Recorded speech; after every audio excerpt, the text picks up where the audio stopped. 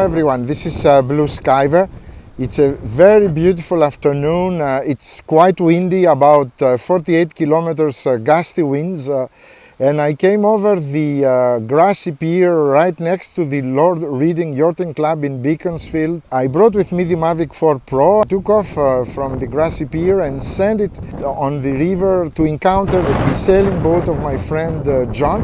After a while I found them and I started turning around it to capture the views of the sailing boat. I flew fully manually.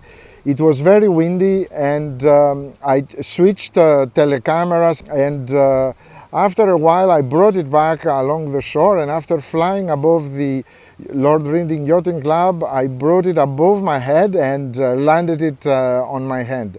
It was very windy, so it was better to hand catch it. We're going to watch this footage and if you like it, please don't forget to thumbs up, and if you want to subscribe, you're very welcome. Thank you very much for watching my channel, and remember, it's another beautiful day to fly.